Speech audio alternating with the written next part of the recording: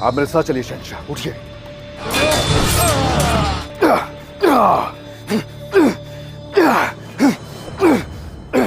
जो भेड़ियों के साथ चलता है वो चीखना जानता है। अगर उन्हें एक भी खराश आई तो मैं उन काफिरों पर ये जमीन तंग कर दूंगा। ए माशाल्लाह, माशाल्लाह, माशाल्लाह। जिसकी आंखें इतनी हसीन हो उसे किसी को मारने के लिए तलवार की क्या जरूरत है? सुल्तान मुराद खान ने उस मुनाफिक को इस तरह से दबोच लिया अपने हाथों में और उसको पकड़ के झंझोड़ दिया। इधर इधर इधर। देखें, आपको कोई और सवाल भी करना चाहिए। आप एक ही सवाल शादी का लेके आ जाते हैं। मैं तो कुछ है कहने को? हम कोई गुलाम है कि जो आप कहेंगे कर लेंगे? आपकी मौजूदगी हम की जमानत है। राम, मेरा नाम बासित फरियाद है और मैं एक वॉइस ओवर आर्टिस्ट हूँ। अभी रिसेंटली कुरुलुश उस्मान में उस्मान का कैरेक्टर डब कर रहा हूँ। ये प्रोजेक्ट कैसे पहुंचा कि कोई भी प्रोजेक्ट जब आता है तो उसके लिए ऑडिशंस होते हैं। तो ऑडिशंस के बाद आप चैनल्स की जो मैनेजमेंट होती है वो, फिर प्रोडक्शन हाउस जो होता है वो अपनी तरफ से बेस्ट चीज़ें, बेस्ट वोकल्स भेजता है। तो फिर चैनल उसमें से डिसाइड करता है। तो इस तरह से कुर्रा मेरे हिस्से में निकला। तो मैं इसको कर रहा हूँ फर्स्ट सीज़न से, and now it's 4th season. जब मैं आया तो मैंने उस्मान के ऊपर ऑडिशन दिया। जो भेड़ियों के साथ चलता है वो चीखना जानता है।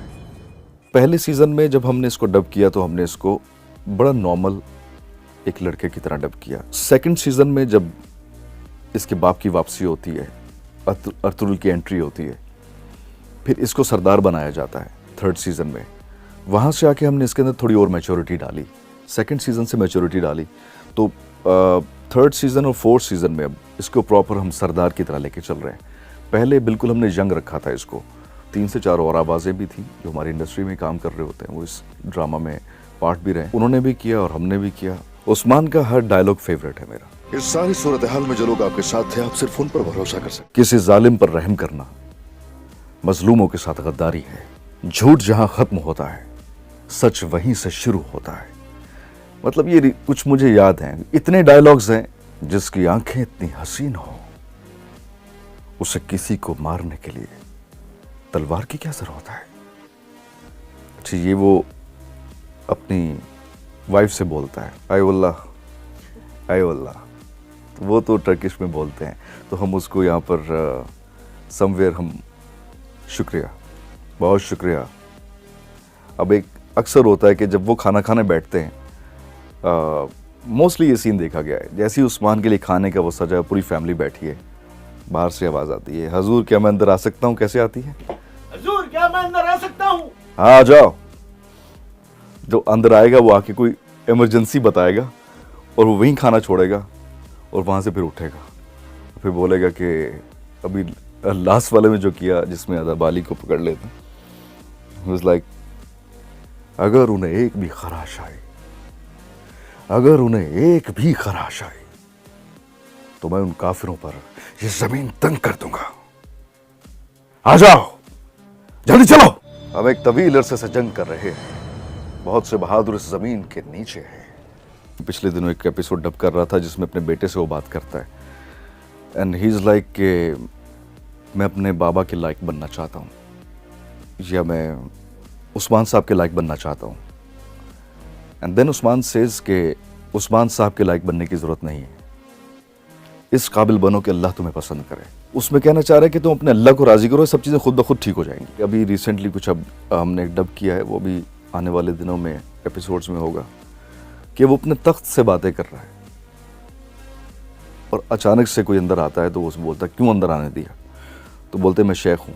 तो मुड़ के देखता है तो एकदम से ठंडा हो जाता है। देन ही इज़ लाइक कि ये मुझसे कुछ बात क्यों नहीं कर रहा? इस तख्त ने कितनी जानें ली हैं, कितनों को मार दिया, कितने घर उजाड़ दिए, कितने कबीले जला दिए। तो फिर वो रोता है कि मुझे डर लग रहा है। तो ये सब चीज़ें वो बीइंग सरदार बाहर नहीं कर सकता।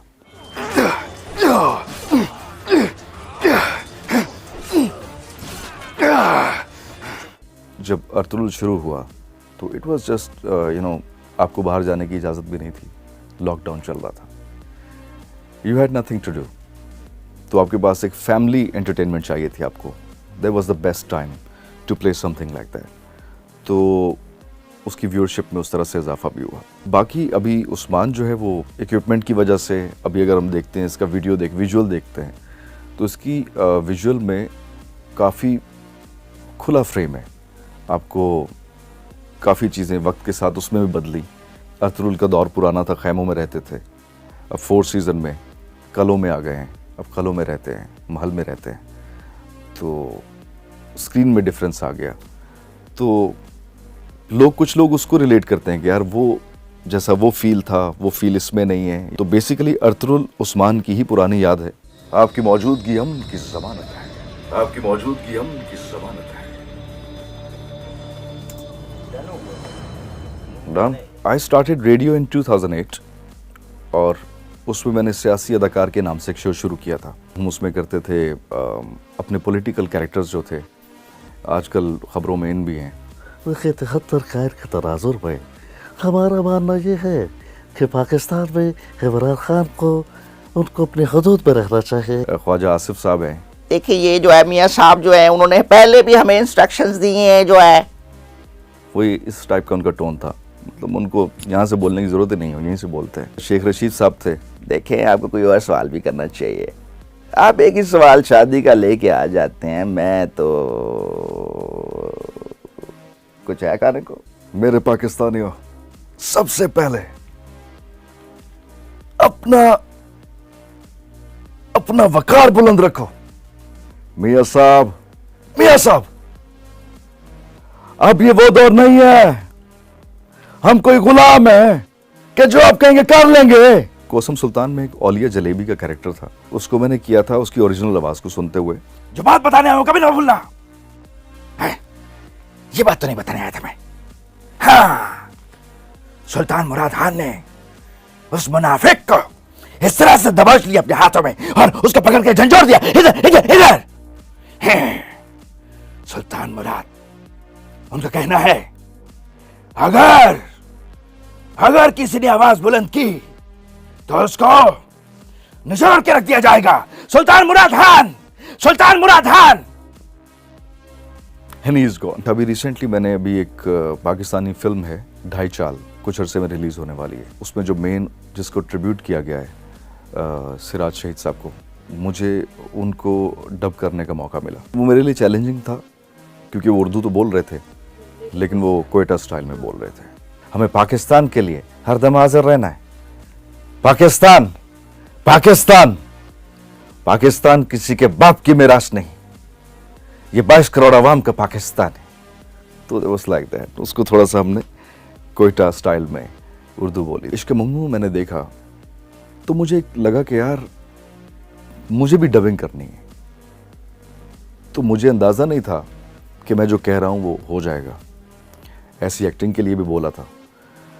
तो I came in to Karachi in 2013 and I met mister इमू एंड ही सेड कि हमारे पास एक प्रोजेक्ट है, आप उस पर वॉइस ओवर करना चाहेंगे, आप तो रेडियो करते हैं। आई वाज लाइक मैं घूमने आया हूँ Karachi, I have to go back. तो मैंने कहा मुझे तो जाना है। ही इज़ लाइक आप ऑडिशन तो दें। तो मैंने ऑडिशन दिया। फरीहा के नाम से प्रोजेक्ट था, उसमें आमिर सारफोलो का कैरेक्टर मैंने किया था, लीड कैरेक्टर। तो बस फिर उसके बाद आशियाना मेरी मोहब्बत का लीड कैरेक्टर उसमें था, फिर आयशा गुल था, कोसम सुल्तान था, रिसेंटली हमारी कहानी था, शजर ममनू है, ज़ालिम इस्तांबुल है, फिर यहाँ उस्मान है। और इसके अलावा मुझे ज़हन में भी नहीं आता समटाइम्स, क्योंकि मुझे इतना याद है कि मैं जब से कराची में हूँ 2013 से, अब 2023 है, it's been 10 years, a decade, मैं रोज़ाना डबिंग पे हूँ। बहुत से बहादुर ज़मीन के नीचे हैं और आप भी लड़ना चाहते हैं द्रुमिकोस। I was into acting in 2016। मैंने जियो के साथ ही 2 सीरियल्स भी किए, बाकी अदर चैनल्स के साथ। लेकिन उसके बाद में मैंने बिल्कुल अपना फोकस जो है वो ऑडियो की तरफ रखा, वॉइस एक्टिंग की तरफ।